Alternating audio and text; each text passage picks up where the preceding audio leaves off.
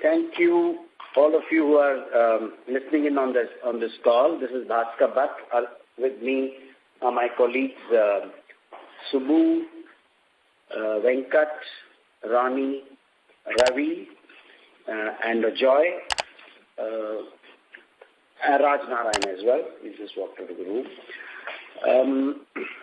Well, you have seen the results. It's been a truly wonderful year for us. The top line as well as the bottom line, particularly the bottom line margin improvement and so on. All-round growth is what, there are only three themes I'm picking up to share.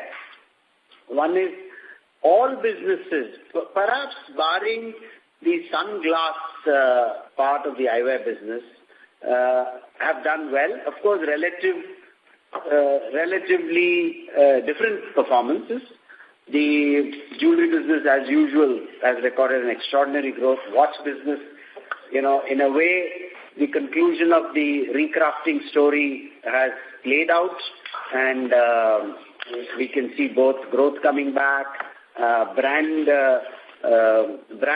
getting better in performance, and the smartwatch play beginning to improve. Not just that, in important emerging channels such as e-commerce, online sales, as well as the LFS watches are growing faster. It just indicates the demand for watches still is strong. Of course, it was the year of GST. Eyewear, on the prescription eyewear, we've done very well. We've met our targets, and even the beginning of the year has played out well to that growth plan of the eyewear business. So in the midst of all this, around November, we also went into looking at the long-term 5-year projections for Titan. Rather than projections, we have established an ambition of 50,000 crores 5 years from now. There is great confidence in the company of marching towards that goal. So I think, much like last time when I said the sectors in which we play, which being significantly unorganized, as the economy gets more and more formalized, the benefits are flowing even more rapidly. Added to that, our strategic posture in a way of playing to the lifestyle needs, lifestyle aspirations of Indians is helping. In jewelry, for example, the growth in diamond jewelry sales, the premiumization journey in watches, it's all kind of now the tailwind of GST and formalization is helping all that. We look forward to a great next year as well, current year, and the next 5 years as well. Of course, coming back to the year, I'd like Subbu probably to take us through some things that you should note for the year. I think I'll skip the financials part. I think you've seen the numbers. The numbers are good. I just wanted to focus on a few things on the financial statements, which is regarding certain exceptional one-off items and changes in disclosure. Starting with the first one, which is the exceptional item, at the year end, we assessed the progress of Faberluba as a brand and the investment that we made there. And as an annual year-end process of looking at impairment for any of the investments that we make, we went through this exercise, and we thought it was only right that because of our experience in the last 1 year, while it is still a very, very short time frame since the brand actually got launched, it's about a year and a half, since the numbers that we had were lower than what we had targeted for ourselves, we redid the investment case as such, and we have therefore gone ahead with a provision of 75 crores for impairing the investment that we made in Faberluba. So out of the 145 crores that we have invested so far in that company, we have taken this impairment this year. It doesn't mean we are not going to be investing in the company. We are going to do that, and we are hoping that things will look much better, but it is only prudent that we look at, and also from an accounting standard perspective, we are required to do this. So that's the thing. This has actually no implication on the consolidated financials. This is only something which is provided for in the standalone accounts. So to that extent, there would be a difference between the standalone and the consolidated as far as this is concerned. On the other issue, on disclosures, we have made one very significant disclosure change, which is on gold on loan. Previously used to be shown under trade payables. We are now showing it separately on the face of the balance sheet. It doesn't change the nature of the payable, but it's just that this is the right thing to do. We've obviously discussed with accounting standard boards, and we've arrived at this conclusion that it's prudent to show it separately. The other big change as such, while not very material on an annual basis, is the commission that we pay the management agencies. We reviewed all our accounting policies and practices at the end of the year, along with the new auditors we had, and it was felt that maybe the commission to what we call L2 agents, franchisees, should not have been netted off from sales, but should be shown separately under selling and distribution expenses. So to that extent, revenues are higher, but we've also restated the previous year numbers, so the impact of that really is not too much, but it's a better disclosure. It's what we think is the right disclosure. So I think with this, we could possibly straight away go to get into Q&A. For them, the questions. That's right, yeah. Thank you very much, sir. Ladies and gentlemen, we will now begin the question and answer session. Anyone who wishes to ask a question may press star and 1 on the touchtone telephone. If you wish to remove yourself from the question queue, you may press star and 2. Participants are requested to use handsets while asking a question. We would like to reiterate that any recording or reproduction of any recording of this call is strictly not permitted.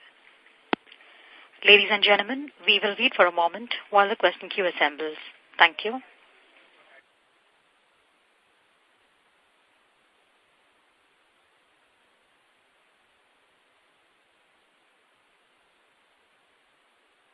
The first question is from the line of Anuj Gupta from Perfect Research. Please go ahead. Good evening, sir. Good evening. Hello. Yeah, good evening. Please, could you give some color on the consolidation happening in the industry? Are you talking about jewelry or? Sir, like overall, if you can comment.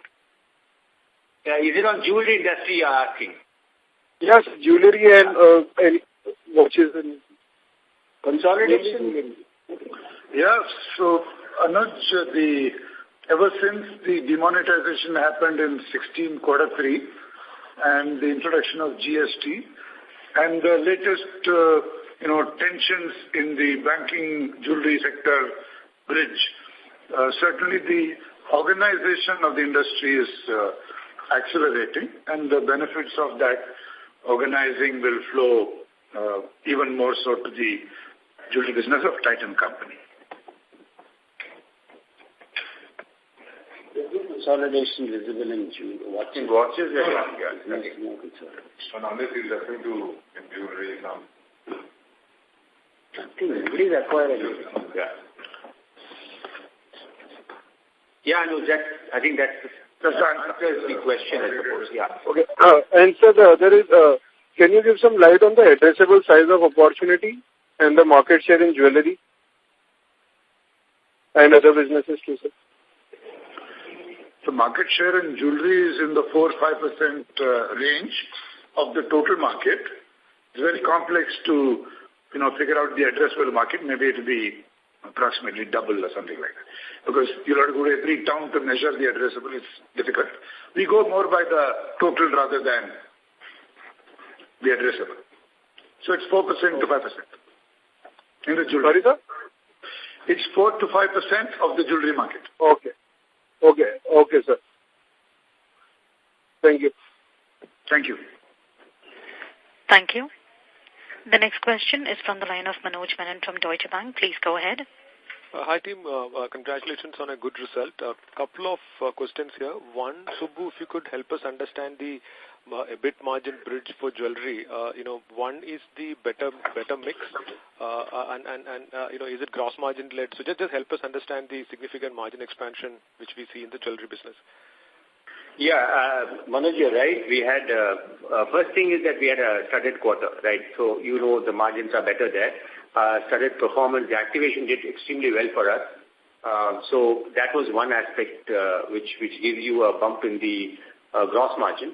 The second one was the product mix itself was different as far as plain gold also was concerned. So we did gain substantially in that. And on top of that, we have also mentioned that we had a hedging gain of around 18 crores, which was carried forward from last quarter to now. Those swings that we had on a quarter-on-quarter basis, that was another 18 crores. So essentially, our gross margin was really outstanding this quarter. And while costs have been generally the same ballpark, thanks to our cost control program that we've been having, so it's seriously driven our margins up. Well, whether this can be maintained is a question mark because... no, it will not be maintained, Manoj. You'll have to look more at the annual performance on this account than Q4. Okay. And is there any particular reason you're mentioning that? Any view on the, on the mix or anything? I'm just trying to understand the change in the, let's say, why it can't be maintained next year. No. I'm talking about the quarter 4. Okay. The expansion in gross margin was substantially in excess of the expansion in sales. Right. And therefore, a lot of it flowed into EBIT expansion. Sure. That's also this, for example, 18 crore is actually not pertaining to the quarter. It occurred in the quarter. Fair enough. So it sort of exaggerates so it's not sustainable quarter on quarter. Whereas, if you look at the annual expansion, that's a more reasonable, which is coming because of the scale. Understood. Secondly, Venkat, one question on the the gold exchange schemes and something what's happening in the market at this point in time. Just trying to understand a couple of things. One, from a consumer behavior point of view, what has materially changed in the last 1 year that one, the consumer is happy to exchange significantly higher than what she would have ever done in the past. So that's point number one. Point number two, you guys actually have got this scheme last year for a couple of months, and then you actually had it in March 2018 as well. So, one, there is a consumer demand. Second one, you actually, as an organization, you are actually activating it as well. Just trying to understand this, the drivers for it, and hence the sustainability of this.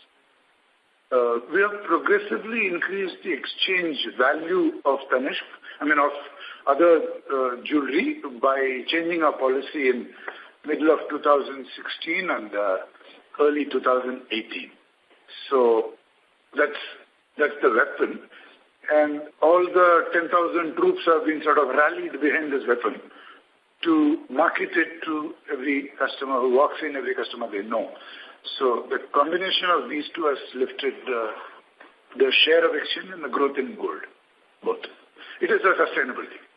It is a sustainable thing. Okay. No, so Venkat, the reason I'm asking this is because, in my understanding, the increase in the share of exchange gold, for Tanishq appears to be significantly higher than the industry.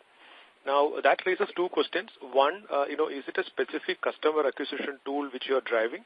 Or is it more to do with, the consumer actually wanting to, or rather happy to actually barter the gold rather than actually spending that incremental couple of lakhs on actually buying, an asset which just does not appreciate?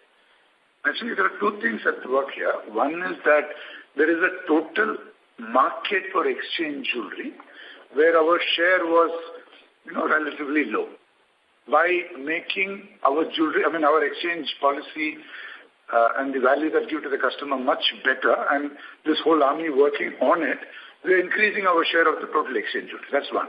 The second is that India's got 25,000 plus tons in the lockers. A lot of it is obviously old, given that every year the sale is only some 800-900 tons. And therefore, the conversation with the customer saying that, look, you have 1 kg of, 500 grams, 750 grams of gold at home. And you're buying something worth 80,000, why don't you bring in 50 more grams and you can buy something worth 2.5 lakhs? So it's increasing the ticket sizes in the wedding business, in the high-value diamond jewelry business from the same. So in a way, it's a share of wallet increase, making the customer spend more than she would have. It's not so much a barter. Because if it was barter, then it would be high cost for us. We would not get sales growth. Whereas ticket size increases give us sales growth and customer good value, And it's anyway jewelry sitting sort of idle in the locker. Very clear. And just lastly, if I may, is this a significant, let's say, tailwind for your new consumer addition, or put it the other way around, is it one of your hero, let's say, projects for getting new consumers? Let's say what a GHS was a few years back. Yes, it is. It is. Okay. We will speak a little more about it soon, but yes, it is. Okay. Thank you, guys. All the very best. Thank you. Thank you. In order to ensure that the management is able to address questions from all the participants in the queue, we request the participants to please limit their questions up to 2. Should you have a follow-up question, we request you to please rejoin the queue. We move to the next question from the line of Amit Sinha from Macquarie. Please go ahead. Yeah, thanks and congratulations on very good set of numbers. So firstly, on margin again, if I look at the yearly, the jewelry margin for the entire year, it has gone up by around 170 basis points.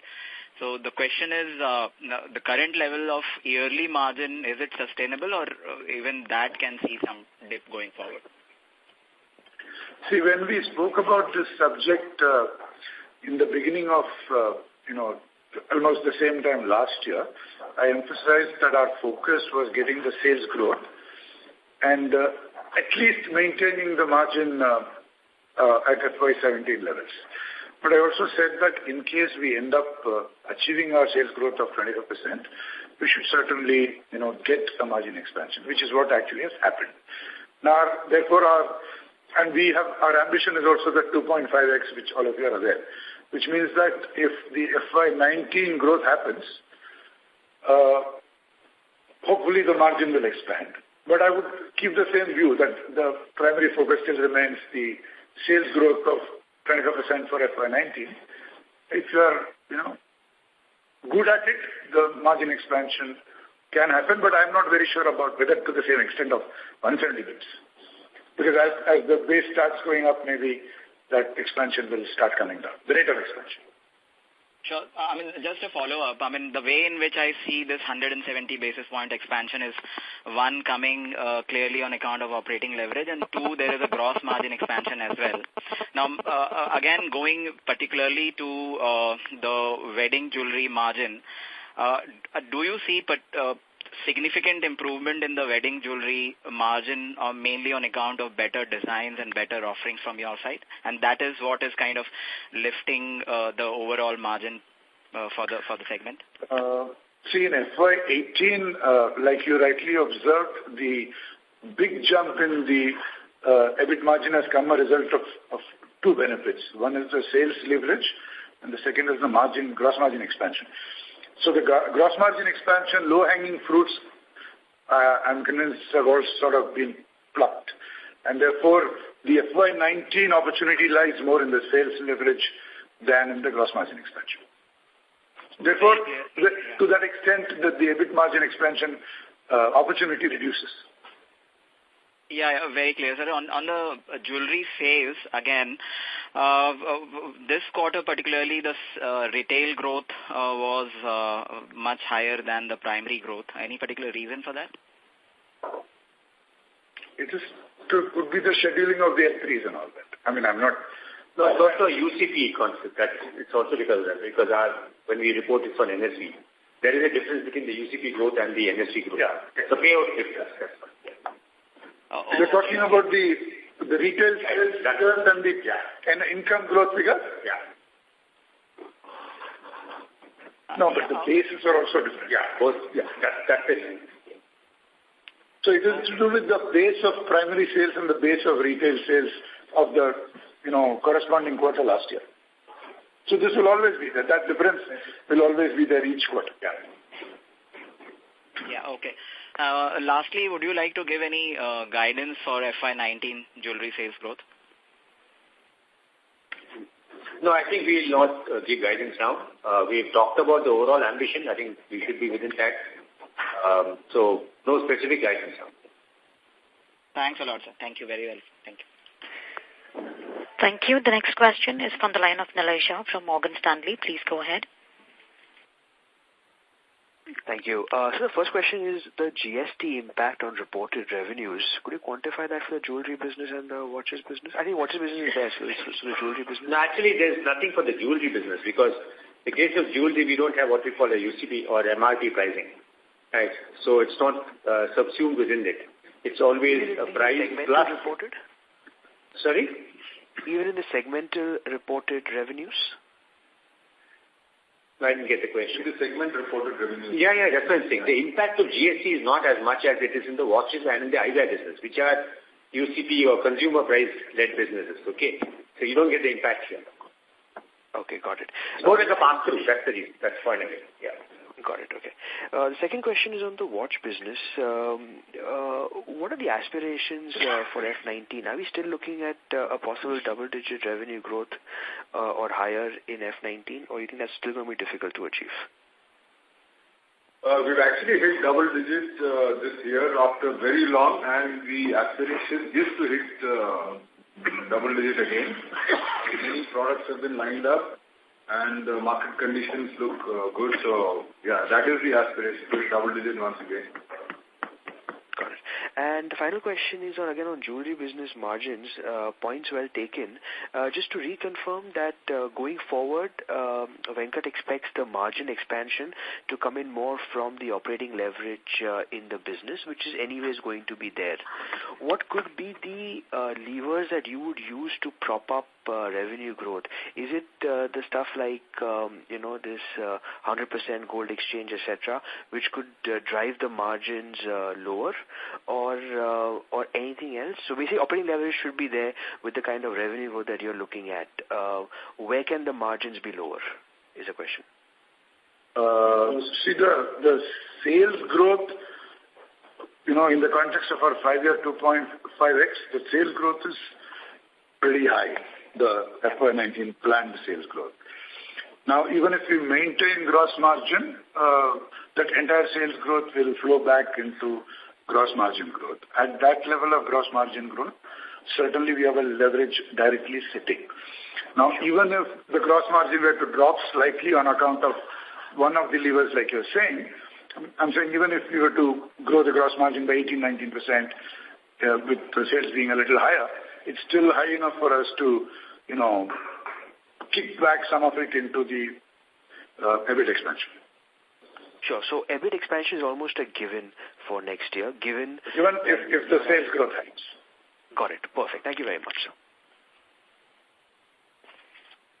Thank you. The next question is from the line of Rakesh Jhanjhanwala from Rare Enterprises. Please go ahead. Well, congrats on a fine result. The first time I asked, who this 30 crores bonus that you provide one time gratuity to employees, it is a one time, I understand, and where have you debited it? You debited in corporate or you debited in the respective businesses? Yeah. Actually, we have provided for that, and we debit the respective businesses. Yeah. But that's all I should. It's sort of one time. I think you can clarify. It's sort of. No, bonus. Yeah. So the bonus is out of one time. It depends on performance. But it's not it is based on performance, but every time one time. Really? Rakesh, this is based on performance, it's a one-time payment. Then why do you say it separately? It's a part of a normal expenses. It is not a policy or practice. It is only a practice. See, it's not part of the CTC. What happens is when we perform way above our own internal plans, this is something which is then shared with the employees. Therefore, from that perspective, it's a one-time for that quarter. That's the point. It doesn't get amortized over the year. It's at the end of the year. Exceedingly much above its budget. Then you provide and you debit it to the respective businesses. Yeah, that's what we have done. Corporate to debit to corporate expenses. Yeah, that's it is all employees, no? Fair enough. I think I want to ask you, in the third quarter, your watch margin was 15.5%. Your sale is down 7-8%. Your margin is 7%. So is there some one-time expense or correction of inventory or something in there? Right. Is there? Sorry.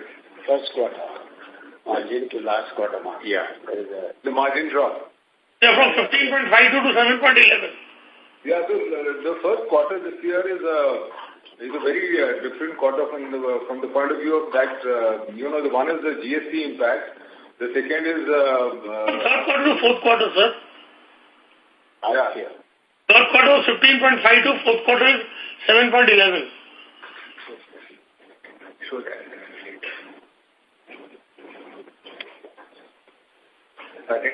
Yeah. That's that.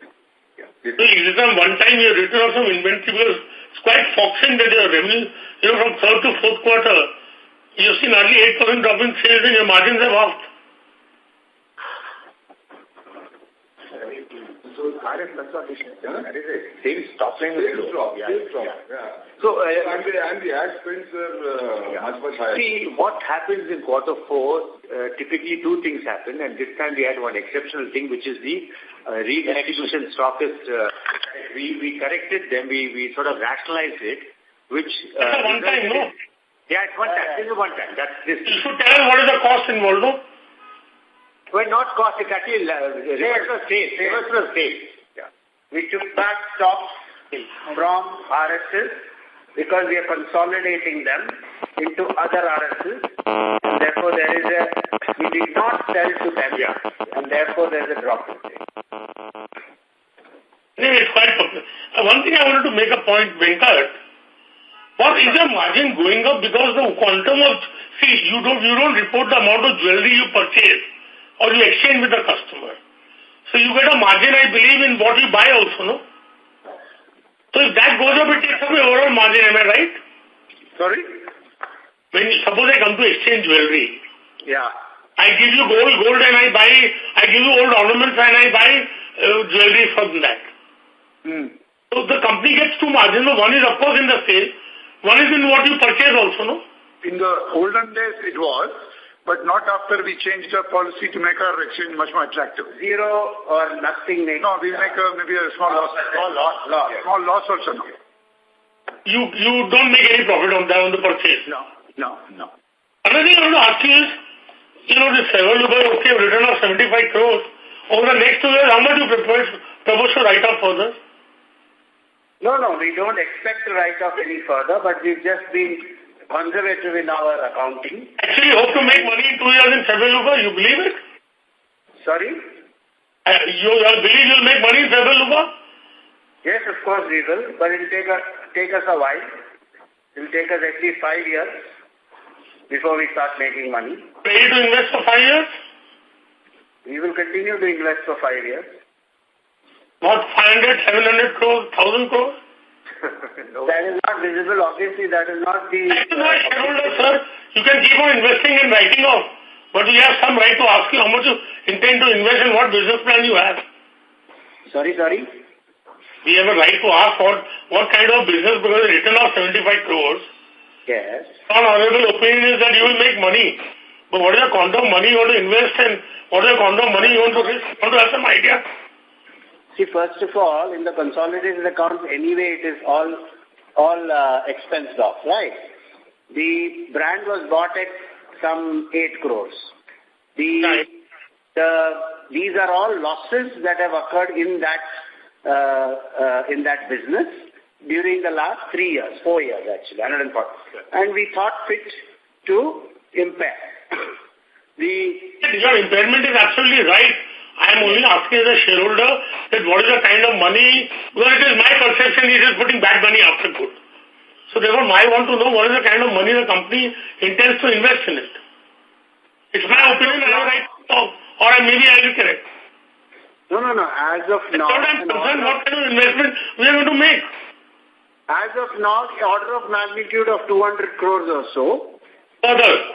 Before we see, when we can see the business, business model working, only then we would take a decision to make larger investments. So 145 you have invested, 55 you want to invest further. Or 145 you have invested, 200 you want to invest further. No. Total, 55. Including 145. So 145 you have invested, after you invest another 55, you will take a decision whether to invest further or not. That's correct. Thank you. That's what I wanted to. Thank you so much.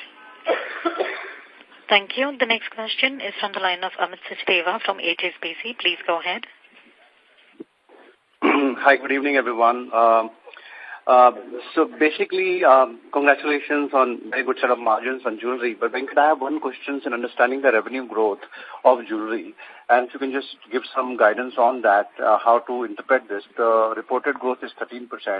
If I assume that the accounting change that Subbu was mentioning on L2, it would perhaps overstate the sales growth by 1% if I assume it is not in the base, but only in this quarter. And also, if I were to look at sales, the number of stores opened, if I'm correct, there were 14 new stores opened this quarter. So they would also mean that a lot of primary sales would have gone in this as well. So in that context, doesn't 13% look a little bit light? And given the, the quarter how it is, and, just help me think through this 13% number, please. What exactly is the doubt, Amit? No, what I'm saying is that doubt is this 13%. Is the doubt on reconciliation or the low level of growth that you're perceiving? I'm just perceiving it's a very low growth because a lot of stores have been opened in the quarter. And is my understanding correct that the stores that got opened were all L3s and the primary sales would have already come in this 13% growth already, or are they just store opened but inventory has not been filled, or there is some other one-off there? Actually, the retail sales growth for the quarter is 19, if I remember right. Yeah. Correct. Yeah, which is a very good growth. Whereas the income growth shown by that we're reporting is 13%. See, Amit, there's also the other thing, which is the base effect. If you look at the last year, Q4, we had something like a 58% growth. Okay? Correct. Now, these are primary numbers. And to your question, whether the change in the disclosure of accounting of L2 margins made a difference, hardly any, because we restate the previous year numbers also. Okay, fair enough. Okay, so they are comparable. Yeah, just my only question, maybe Venkat can answer, is that the stores that Tanishq stores have opened this quarter, were they L3 stores? If yes, that all the sales made to those stores already included in this? Many were L3, but that won't be so material in this still. Because the base of the like-to-like would be much more than the new stores. Okay, got it. Fine, that's it for me. My other question has been answered. Thanks, Venkat. Yeah, sure. Thank you. The next question is from the line of Arnab Mitra from Credit Suisse. Please go ahead.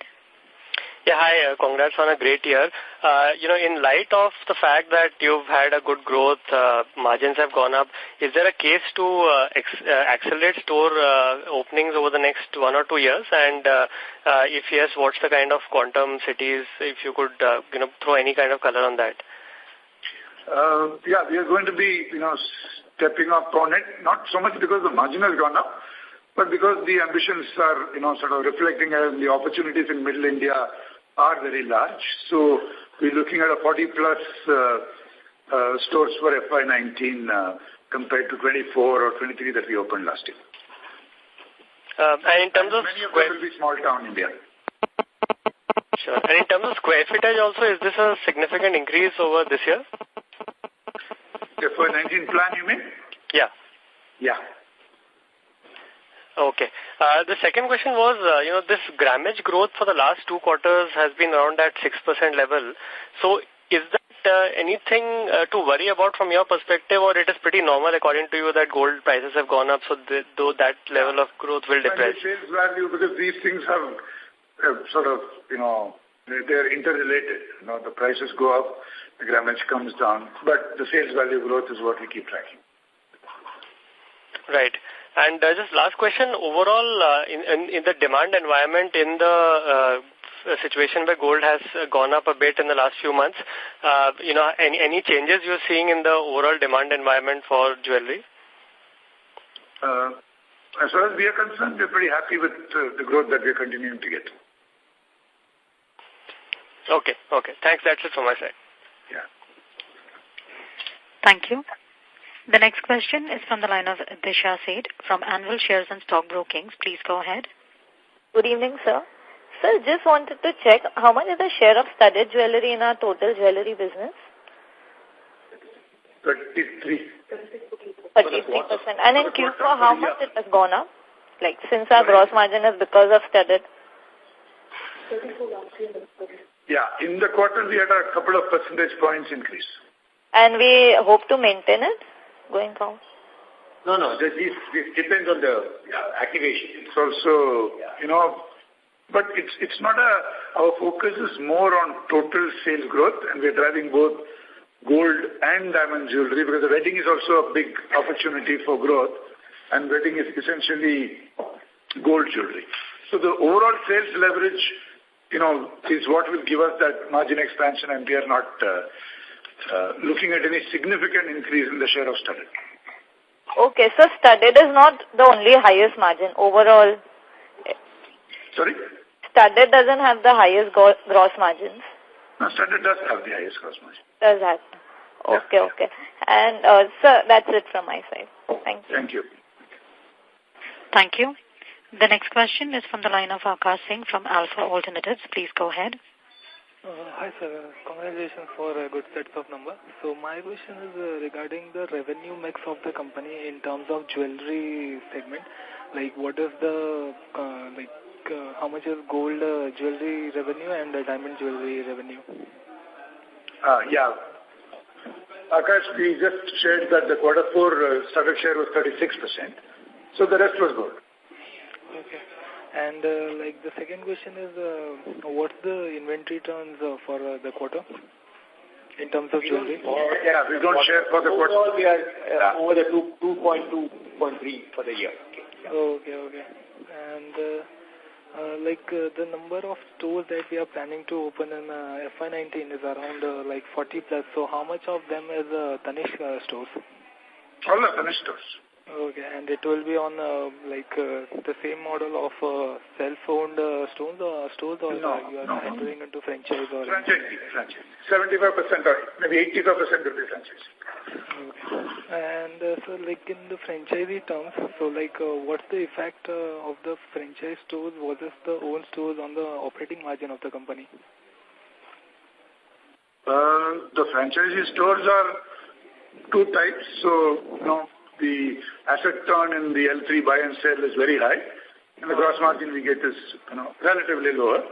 Whereas in the L2, the asset turns are lower, but the gross margin is higher. And we keep an eye on, make sure that it's a narrow range of return on capital so that we are a little indifferent to which format we pursue. Okay. Thank you. That's it from my side. Thank you. The next question is from the line of Richard Lloyd from GM Financial. Please go ahead. Hi, thanks for taking my question. So I still did not understand that, the watches margin bit. If this drop from 15.5% reported in Q3 standalone to about 8% now, excluding the impact of VRS.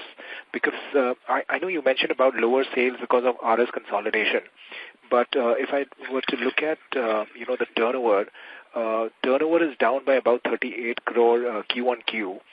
But your EBIT is down about 43 crore Q1Q. As in, Q3 versus Q4.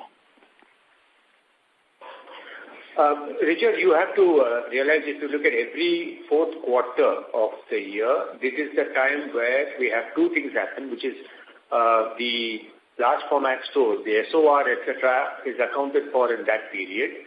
Okay, and any correction that is required in the trade channel also happened in that period. This year we had, of course, the exceptional part about consolidation of the redistribution stockists. So that is one reason why the top line fell sharply. Okay, and on top of that, Q4 also, if there is a bonus being given, which is extra, you realize that the watch division will have more people than other divisions, and therefore the impact on that division will always be higher. So it's a combination of a lower top-line growth along with a higher overhead cost, and we don't stop advertising and those expenditures at the same time. So it's a double whammy, and this, if you see, progressively we are getting better on every quarter four. If you go to the previous 2 years, yes, quarter four in 15-16 was 1.7%. That's right. And the next year 2.6. Yeah. It's not, so therefore, I think you shouldn't go by one quarter ever for any business. I think that's, the lesson here. If you look at the watch business overall, it's been a fantastic year. Okay, the margins have come back so strongly. I think so that's the way I would look at it rather than on a quarter-on-quarter basis. Okay, but be that as it may, what you're essentially saying is that a lot of expenses get booked in Q4, and Q4 is typically a lower quarter from a margin perspective for watches. Yeah, that's right. Okay, one more question, if I may. Venkat, you mentioned something about mix improvement within plain gold jewelry itself. Can you elaborate this a bit, as in what happened there? You're talking about Q4, right? Yeah. Yes. Now, there are two things. One is the gross margin improvement came partly as a result of some mix improvement and partly as a result of that 18 crore that we have shown on the hedging gain. No, I got that. You said that, one is studded jewelry share is higher, and second, you mentioned that even within plain gold, the mix was better. No, so I'm just coming to that. So we continue to push, products like Open Polki, Kundan Polki, and, products like Divyam and Shubham, Padmavati, these are relatively higher margin within gold. So as we push those, the making charges for these are higher than average. So the more we push those, the more the gross margin flows into the business. Okay, got it. All right, thank you, and wish you all the best. Thank you. Thank you. The next question is from the line of Abhishek Ranganathan from Ambit Capital. Please go ahead. Hi, thank you for taking my question. On the GHS, you could help us understand where do we stand on GHS in terms of contribution for the full year and collections? Hi, Abhishek. On GHS, we continue to, improve. 14% was the share of GHS in FY17, and 14 has gone up to 17% in FY18. The enrollments continue to grow, therefore we expect an improvement in FY19. Right. Any nature of change in the ticket sizes we are seeing? Because overall, we have seen this. So there are two parts here which I want to pose this question as. One is, in terms of wedding for the quarter particularly also, is how has wedding done and how has studded done, high-value studded done? And these two businesses overall account for what portion of our business, the full annual business? Ticket sizes have, grown pretty well in the year and in the quarter. And they've grown both in, high-value diamond jewelry, diamond jewelry as well as in, gold jewelry. And Q4 was particularly good on ticket size, growth, that is. And to go to the other question, the contribution of wedding and high-value diamond jewelry. Yes.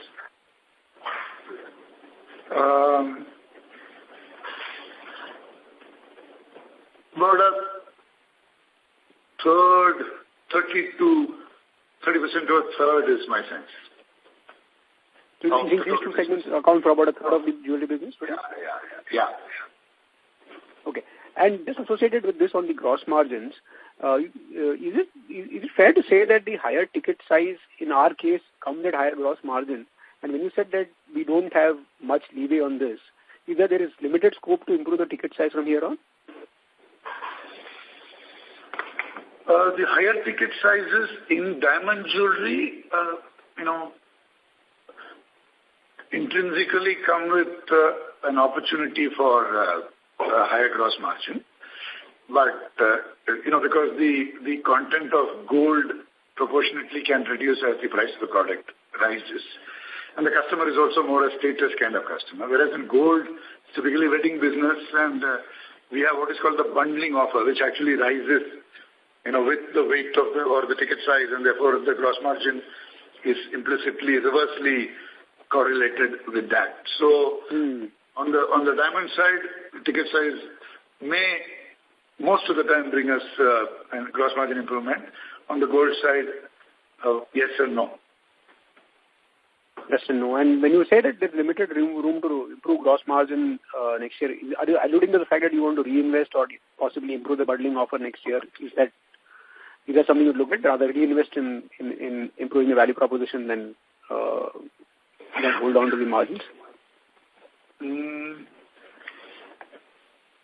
Yeah, it's also, for example, the share of exchange actually depresses because exchanges comes at a cost. So the higher the share of exchange, then there is an impact on the gross margin on account of that. So net, the kind of gross margin expansion that we got in FY18, partly as a result of standard share improvement and partly as a result of the margin improvement in gold itself. We are expecting that, we are concluding that we have got most of the low-hanging fruit and therefore that opportunity is low in FY19 and virtually all the operating margin expansion will come only through sales leverage. Sure. Understood. Thanks and all the best. Yeah, thanks. Thank you. The next question is from the line of Aditya Gupta from Goldman Sachs. Please go ahead.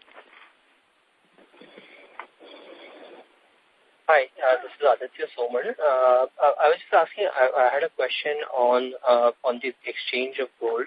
So you're running a scheme which I believe was extended on gold exchange scheme. What would be the contribution in terms of just particular exchange gold just from the scheme to total gold source? And secondly, you mentioned that the exchange has implicit cost. Can you just elaborate a little more on that? The share of exchange to in our purchase is about 35. 40% between TPG. Between TPG, both. But the gold exchange program, which is buying other jewelers, other people's jewelry, that's in the ballpark of 30%. Yeah. To total sales. And I mentioned that, we have revised our exchange policy twice, including the scheme that you're referring to. Once in July of 16, and the second is the scheme that you're referring to. And what the result of that is that we end up paying a relatively higher price to the customer than we used to. And that is I wouldn't like to share the cost of that, but there is a cost to that. And that depresses the gross margin. Understand. And has this scheme been a sort of big driver of footfalls?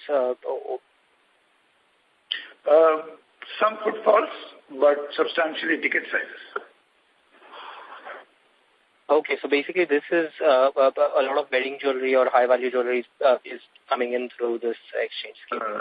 Or not necessarily high value, but even just a ticket size improvement from 80,000 to 1.5 lakhs by the persuasion of the salesperson telling a customer, look, why don't you bring in, some 20-30 grams of some old jewelry and buy a beautiful Padmavati necklace of 1.5 lakhs when our budget may have been 80,000. So it's not necessarily very high value, but every single customer is being targeted with this opportunity.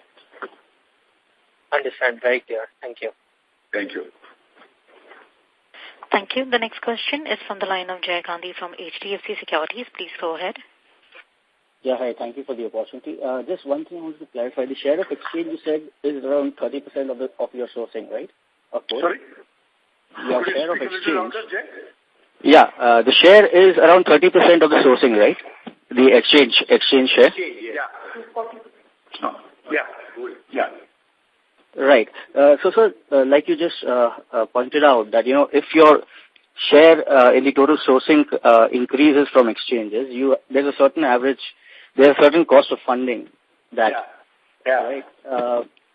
Now, you are already a brand which, frankly, there is hardly anyone which matches the kind of recall that you have. Does it make sense to have more and more sourcing from, more and more sourcing as GML, gold metal loan? Or does it really make sense pushing this? Why not in GML? GML? Yeah. Metal loan, gold loan. Gold on lease, yeah. No, but this is a customer, the gold exchange program is a customer acquisition and a sales growth driver. Whereas the gold on loan is just a financing. See, Jay, I think there are two things here. One, as Venkat said, this is an acquisition program, okay, which we are running. The benefits of this are that on a profit, on a margin basis, it is not dilutive at all because of, the benefits we get on hedging and so on and so forth. Okay. From an acquisition program, yes, it drives sales.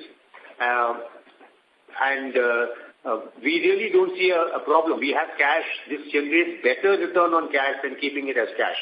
And secondly, and thirdly, I think very importantly, it's also de-risking us from any eventual, future possible curb on gold imports. Okay, so we are building up a very good base. Today, as I said, about 40 to 50% of the gold is coming in from these sources overall, between exchange, our own gold and other gold. So it's also something which we are consciously looking at de-risking our business in the future. So it meets all these criteria. And since it's not margin diluted at all, we don't see any reason why we should not. Right. So if I have to, even venture a guess, what would the average cost of funding, or would you not be keen on sharing that? It's not very material. Overall, the funding here is extremely low because of the hedging forward contango that you get. Okay, so it really doesn't matter. It's extremely low. Effectively, it's lower than even my gold on lease. Yeah. Okay, fair. And just one thing I wanted to ask you. So in a rising gold price scenario, a stable and slightly rising gold price scenario, for your L3, does the throughput increase in such a scenario? Let's say you have a 2 to 3 year window where prices are only going up steadily. Does the throughput increase from L3? In a rising price scenario, will the throughput increase? Yeah, from L3, from L3? Yeah. Sorry, the reason I asked you this is, I'm not quite sure if they have the same gold on lease arrangement that your own franchises have, right? No, some of them hedge. They don't have the gold on lease. Some of them hedge, some of them don't hedge. Right. So it actually behooves them to keep it open in a rising gold price scenario and probably make some more money out of it. Maybe, yeah. Whoever is keeping it open will make or lose, yes. Right. So, excuse me, this is the operator. Mr. Gandhi may be requested to rejoin the queue for follow-up questions, please. Sure. I'll catch offline now. The next question is from the line of Nischint Chawal from Equentis. Please go ahead. Hello, sir. Thank you for the opportunity. Hi. So my question is basically, what is the contribution of prescription eyewear in the total eyewear segment? We currently have, in the total, if you take the total market, we have a market share of about 8 to 10%. But if you take only the organized market, it would be around 25%. Okay.